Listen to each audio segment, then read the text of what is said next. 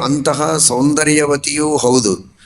ಅವಳ ಸೌಂದರ್ಯಕ್ಕೂ ಅವಳು ಮಾಡಿದ ಉಪಕಾರಕ್ಕೂ ಮನಸೋತು ಬೇಡಿದ ವರಗಳನ್ನು ಕೊಡ್ತೇನೆ ಅಂತ ತಾನೇ ಕೊಟ್ಟ ಮಾತಿಗೆ ಬಲಿಯಾಗಿ ಶ್ರೀರಾಮಚಂದ್ರನನ್ನ ಅರಣ್ಯಕ್ಕೆ ಕಳಿಸುವಂತಹ ಒಂದು ಪ್ರಸಂಗ ಬಂತಲ್ಲ.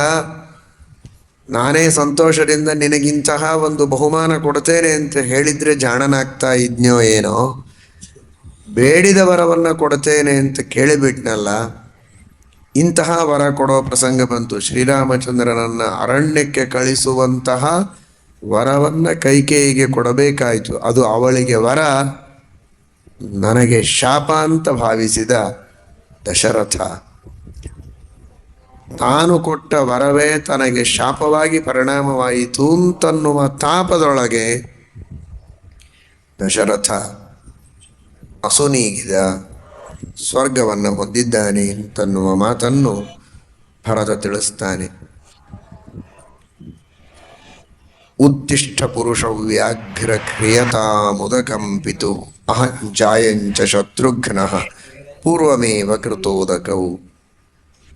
ನೋಡಿ, ಮುಂದೆ ಮಾತು ಬೆಳೆಸ್ತಾ ಇಲ್ಲ ಭರತ. ನೀನು ರಾಜ್ಯಕ್ಕೆ ಬರಬೇಕು, ನೀನೇ ರಾಜ್ಯ ಆಳಬೇಕು, ನಾನು ನಿನ್ನ ಕೈಯಲ್ಲಿ ಸೇವೆ ಮಾಡಿಕೊಂಡಿರುತ್ತೇನೆ, ನಿನ್ನ ಅಧೀನವಾಗಿನ. ಇದನ್ನೆಲ್ಲ ಬಹಳ ಹೇಳಬೇಕಾದದ್ದಿನ್ನೂ ಭರತನಿಗಿದೆ. ಸ್ವಲ್ಪ ಪ್ರಾರಂಭ ಮಾಡಿದ. ಯಾವಾಗ ದಶರಥನ ವಾರ್ತೆಯನ್ನು ತಿಳಿಸಿದ, ಮುಂದೆ ಬೇರೆ ಹರಟೆಗೆ, ಅರ್ಥಾತ್ ಹರಟೆ ಎನ್ನುವುದರ ತಾತ್ಪರ್ಯ ತನ್ನ ಭಾವನೆಗಳನ್ನು ಬಿಚ್ಚಿಡುವುದಕ್ಕೆ ಅವಕಾಶ ಕೊಡಲಿಲ್ಲ. ಅಲ್ಲಿ ಧರ್ಮಶಾಸ್ತ್ರದ ಕೆಲಸ ಬಂತು. ಎಲ್ಲಿಯವರೆಗೆ ಲೌಕಿಕ ವ್ಯವಹಾರ ಅಲ್ಲಿಯವರೆಗೆ ಲೌಕಿಕ. ಎಲ್ಲಿ ಶಾಸ್ತ್ರದ ಅಣತಿ ಇದೆ ಅಲ್ಲಿ ನಮ್ಮದೇ ಆದಂತಹ ಆಲೋಚನೆಗಳಿಗೆ ಅವಕಾಶ ಇಲ್ಲ. ಈಗ ತಂದೆಯ ಮರಣದ ವಾರ್ತೆ ರಾಮನಿಗೆ ತಿಳಿಸಿದ ಭರತ. ತಂದೆಯ ಮರಣದ ವಾರ್ತೆ ತಿಳಿದಾಗ ಒಬ್ಬ ಮಗ ತಾನು ಮಾಡಬೇಕಾದ ಕರ್ತವ್ಯ ಏನು ಅಂತ ಶಾಸ್ತ್ರ ಹೇಳುತ್ತದೆ. ಅಲ್ಲಿ ಮಾತನಾಡುವುದಕ್ಕೆ ಮುಂದೆ ಅವಕಾಶ ಇಲ್ಲ. ಕೂಡಲೇ 10 ದಿನದ ಆಶೌಚವನ್ನು ಆಚರಣೆ ಮಾಡಿ ಮಾಡಬೇಕಾದಂತಹ ಔರ್ಧ್ವದೇಹಿಕ ಕರ್ಮಗಳನ್ನು ಮಾಡಬೇಕು. ಮಾಡಿದರೆ ಮುಂದೆ ಅವನಿಗೆ ಶುದ್ಧಿ, ಅವನ ಕರ್ಮಗಳನ್ನು ಅವನು ಮಾಡಿ. ಅಂದರೆ ಶ್ರೀರಾಮಚಂದ್ರನಿಗೆ ತಂದೆಯೇ ಇಲ್ಲ. ಶ್ರೀರಾಮಚಂದ್ರನಿಗೆ ತಂದೆ ಯಾರು, ತಾಯಿ ಯಾರು? ಜಗತ್ತಿಗೆ ತಂದೆ, ಜಗತ್ತಿಗೆ ತಾಯಿ. ಅಂತಹ ಶ್ರೀರಾಮಚಂದ್ರನಿಗೆ ತಂದೆ ಇಲ್ಲ. ತಂದೆಯ ಮರಣಕ್ಕಾಗಿ ಔರ್ಧ್ವದೇಹಿಕ ಕ್ರಿಯೆಯನ್ನು ಮಾಡುವ ಅವಶ್ಯಕತೆ ಇಲ್ಲ. ಆದರೆ ಜಗತ್ತಿಗೆ ತಿಳಿಸ್ತಾ ಇದ್ದ. ಎಲ್ಲಿಯೋ ಬೇರೆ ದೇಶದೊಳಗೆ, ದೂರ ದೇಶದೊಳಗೆ ಇರ್ತಾರೆ. ಇವತ್ತಿನ ಕಾಲಕ್ಕೆಲ್ಲ ಫೋನ್ ಇದೆ, ವಾಟ್ಸಾಪ್ ಇದೆ, ಸುಲಭವಾಗಿದೆ. ಒಂದು ಕಾಲಕ್ಕೆ ಮರಣದ ವಾರ್ತೆ ಕೂಡಲೇ ತಿಳಿತಾ ಇರಲಿಲ್ಲ. ಬಹಳ ದೂರ ದೇಶದಲ್ಲಿದ್ದರೆ ಮನೆಯಲ್ಲಿ ಯಾರಿದ್ದಾರೋ ಅವರು ಔರ್ಧ್ವದೇಹಿಕ ಕಾರ್ಯವನ್ನು ಮಾಡಿಬಿಡ್ತಾ ಇದ್ರು. ಮುಂದೆ ಯಾವಾಗಲೋ ಪತ್ರದ ಮೂಲಕವಾಗಿಯೋ ಪ್ರತ್ಯಕ್ಷವಾಗಿಯೋ ಯಾರೋ ವಿಷಯವನ್ನು ತಿಳಿಸಿದರೆ ಮಕ್ಕಳಿಗೆ ಅದು ಗೊತ್ತಾಗಬೇಕು. ಗೊತ್ತಾದ ಮೇಲೆ ಎಲ್ಲ ಮುಗಿದಿದೆಯಲ್ಲ ಕಾರ್ಯ, ಆಯಿತು, ಮುಗಿದಿದ್ರೆ ಬಹಳ ಸಂತೋಷ ಅಂತ ಮುಗಿಸಿಬಿಡಬಾರದು. ಮಗನಿಗೆ ಯಾವಾಗ ವಾರ್ತೆ ಗೊತ್ತಾಗತ್ತೋ ಆಗ ಮತ್ತೆ ಅವನು ಔರ್ಧ್ವದೇಹಿಕ ಕ್ರಿಯೆಯನ್ನು, ಶ್ರಾದ್ದಾದಿ ಕರ್ಮಗಳನ್ನು ಮಾಡಲೇಬೇಕು. ಅಂದ್ರೇನೆ ಅವನು ಪಿತೃಋಣದಿಂದ ಮುಕ್ತನಾಗ್ತಾನೆ. ಅವನಿಗೆ ಮುಂದಿನ ಸತ್ಕರ್ಮಗಳನ್ನು ಮಾಡುವುದಕ್ಕೆ ಶುದ್ಧಿ ಅವನಿಗೆ ಬರುವುದಕ್ಕೆ ಸಾಧ್ಯ. ಇಲ್ಲದಿದ್ದರೆ ಅವನು ಅಶೌಚದಲ್ಲೇ ಇರ್ತಾನೆ. ಈ ದೃಷ್ಟಿಯಲ್ಲಿ ಭರತ ಅವನು ಶುದ್ಧನಾಗಿದ್ದಾನೆ. ಯಾಕೆಂದರೆ ಔರ್ಧ್ವದೇಹಿಕ ಕ್ರಿಯೆ ಮುಗಿಸಿಕೊಂಡು ಬಂದಿದ್ದಾನೆ.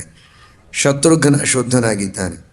ರಾಮಲಕ್ಷ್ಮಣರಿಗೆ ವಾರ್ತೆ ಗೊತ್ತಿಲ್ಲ, ಇದೀಗ ತಿಳಿಸ್ತಾ ಇದ್ದಾನೆ. ಹಾಗಾದರೆ ಇನ್ನು ಮೇಲೆ ಅವರು ಔರ್ಧ್ವದೇಹಿಕ ಕ್ರಿಯೆ ಮಾಡೋವರೆಗೆ ಬೇರೆ ವಿಚಾರ ಮಾತಾಡೋ ಹಾಗಿಲ್ಲ. ಅದಕ್ಕೇನು ಬೇಕೋ ಆ ಕಾರ್ಯವನ್ನು ಮಾಡಬೇಕು ಅಂತ ಲೋಕಶಿಕ್ಷಣ. ರಾಮದೇವರಿಗೆಲ್ಲಿ ಅಶೌಚ ಯಚ್ಛೌಚ ನಿಸೃತ ಸರಿತ್ಪ್ರಪರೋದಕೇನ ತೀರ್ಥೇನ ಮೂರ್ಧನಿ ಅತಿಧೃತೇನ ಶಿವಶಿವೋಭೂತ್ ಧ್ಯಾತುರ್ಮನಃಶಮಲಶೈಲ ನಿಸೃಷ್ಟವಜ್ರಂ ಧ್ಯಾಯೇಚ್ಚಿರಂ ಭಗವತಶ್ಚರಣಾರವಿಂದಂ. ಈ ಎಲ್ಲ ಔರ್ಧ್ವದೇಹಿಕ ಕ್ರಿಯೆಗಳು ನಡೆಯುವುದು ಸ್ಮಶಾನ ಭೂಮಿಯಲ್ಲಿ. ಶಿವ ರುದ್ರದೇವರು, ಅದು ರುದ್ರಭೂಮಿ ಅಂತ ಹೆಸರು. ಆ ರುದ್ರಭೂಮಿ ಸ್ಮಶಾನ ಭೂಮಿ, ಅದಕ್ಕೆ ಒಡೆಯರು ರುದ್ರದೇವರು. ಅಲ್ಲಿರುವಂತಹ ಕರ್ಮಗಳಿಗೆಲ್ಲ ಪ್ರೇರಕರು ರುದ್ರದೇವರು.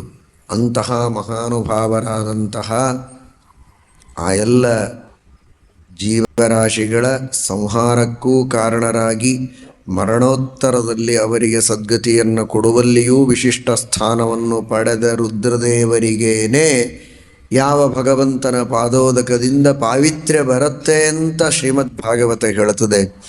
ಅಂತಹ ಶುಚಿ ಸ್ವರೂಪನಾಗಿರುವಂತಹ ಸ್ವಾಮಿ ಪರಮಾತ್ಮ.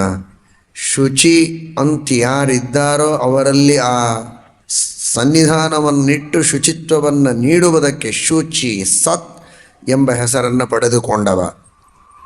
ಅಂತಹ ಪರಮಶುಭ್ರನಾದ ಹಂಸ ಶುಚಿ ಸತ್.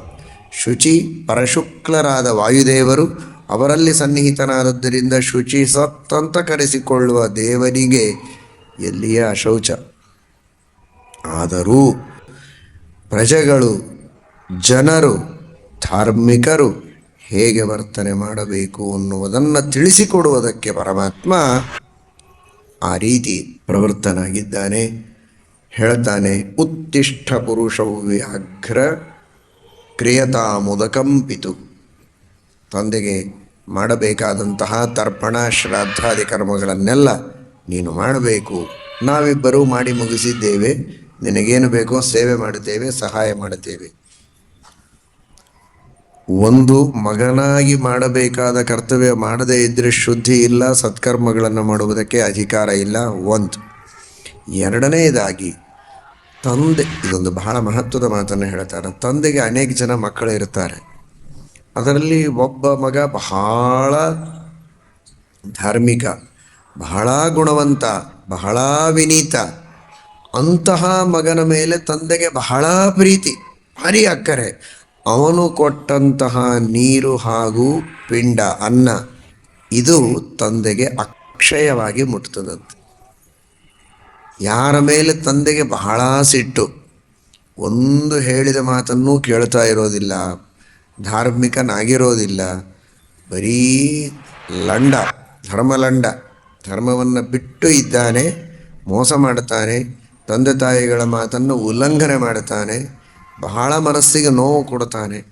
ಅಂತಹ ಮಗ ಶ್ರಾದ್ದ ಮಾಡಲೇಬೇಕು, ಮತ್ತೆ ಬಿಟ್ಟರೆ ನಡೆಯೋದಿಲ್ಲ. ಆದರೆ ಅವನು ಕೊಟ್ಟದ್ದು ಮುಟ್ಟುವುದಕ್ಕಿಂತ ಧಾರ್ಮಿಕನಾದ ಪ್ರಿಯನಾದ ವ್ಯಕ್ತಿ ಕೊಟ್ಟರೆ ಅದು ಹೆಚ್ಚು ಮುಟ್ಟತ್ತೆ ಎನ್ನುವ ಮಾತನ್ನು ವಾಲ್ಮೀಕಿ ಋಷಿಗಳು ಹೇಳ್ತಾರೆ.